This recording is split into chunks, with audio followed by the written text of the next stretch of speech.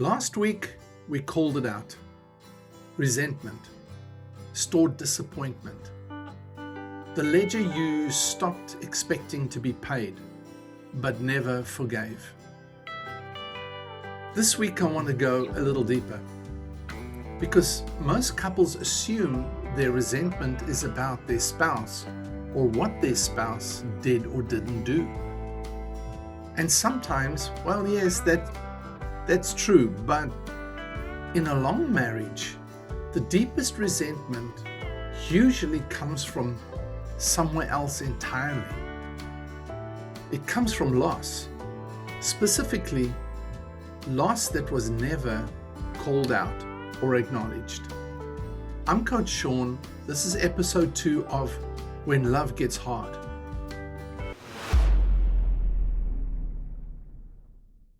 Psalm 142 verse 2 says, I pour out before him my complaint.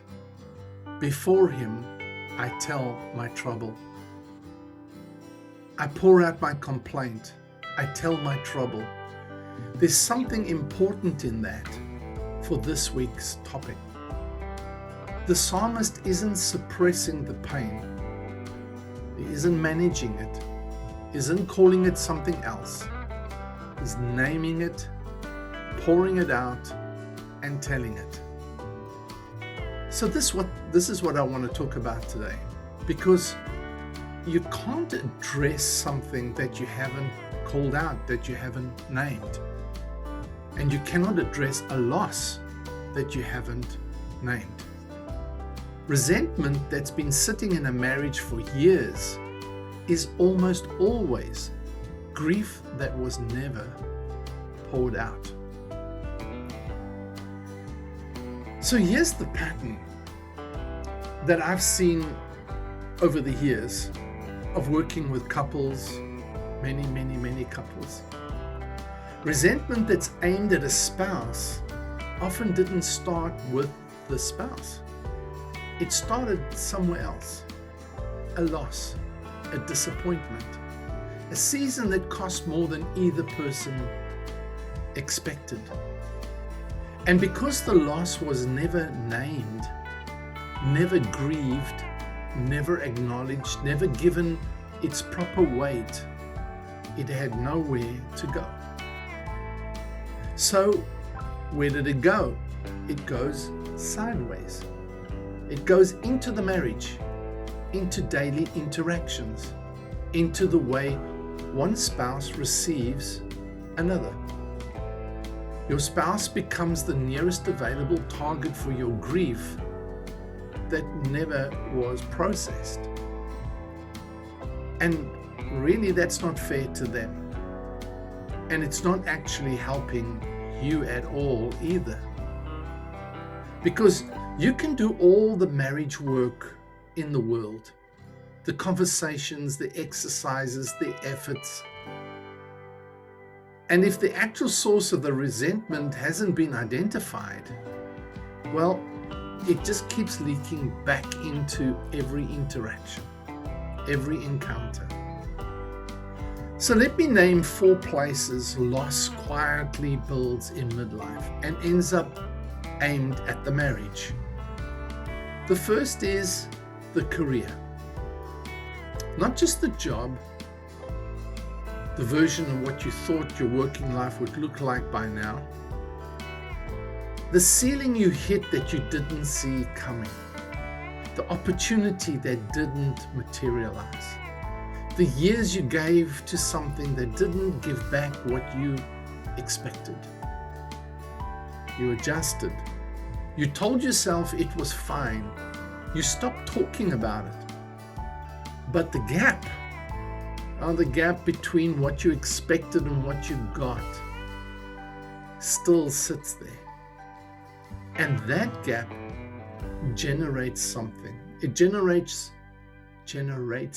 frustration, a sense of being undervalued, a quiet feeling that life went sideways somewhere.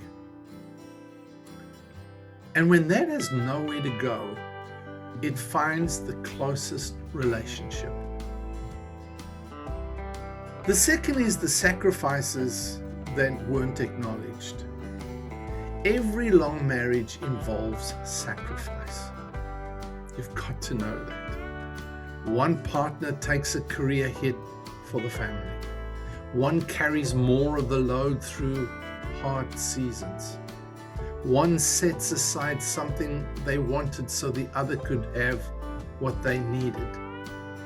And that's not wrong. There's nothing wrong with that.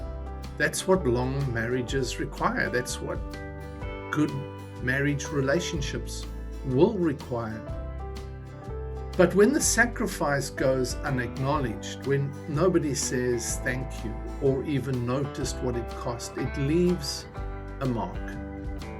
A low-level sense of, I gave something up and nobody noticed.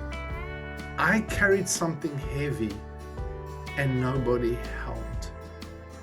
That's resentment. And it's pointed at the person who was supposed to see it, notice it, acknowledge it, but didn't. The third is the version of yourself you quietly gave up on. Our midlife brings a reckoning with the self you thought you'd become, the ambitions that got shelved, the interests that got crowded out, the person you were becoming before life got busy and everything else absorbed it. The loss is real, and it's one of the most under-acknowledged losses in a long marriage because there's no one to blame. So it sits as a vague grief, a sense that something got left behind somewhere, and it colors everything, including the marriage. The fourth is the body. This is a big one. All of them are big. This one is big too. Nobody prepares you for what midlife does to you physically. The energy that's gone, the recovery that takes longer than you expected, the things that used to be easy that aren't easy anymore. That's a daily, ongoing loss that our culture has almost no language for. When you're carrying that grief without naming it, that frustration has to go somewhere. Where does it go? It usually goes into the marriage. Jesus said this at one point. He said, "Blessed are those who mourn, for they will be comforted." Matthew 5:4. Blessed are those who mourn, who grieve. Not blessed are those who push through, not blessed are those who keep it together, but blessed are those who name the loss, that give place for the grief and the loss. Because naming it is what opens the door to comfort. Here's what changes when you identify the actual source of your resentment. Your spouse stops becoming and stops being the target, and they become someone who actually might be able to help you carry it. That's the turn. That's the shift. Not fixing the marriage first, but naming the loss first. Then bringing it not as an accusation, but as something real that you've been carrying to the person you're building a life with. Here's what I would like you to do this week. My suggestion. Take the resentment you identified last week and ask yourself honestly, where did this start? Is it really about what he or she did to me? Or did or didn't do? Or is there a loss underneath all of this? Something unacknowledged, something ungrieved, that has been looking for somewhere to land. Write it down.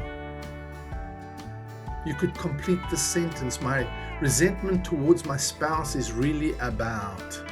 or dash. You don't have to share it yet. You just need to name it. Pour it out, even if it's only onto a page. Resentment aimed at the wrong target can't be resolved. But resentment with the right name, that can move.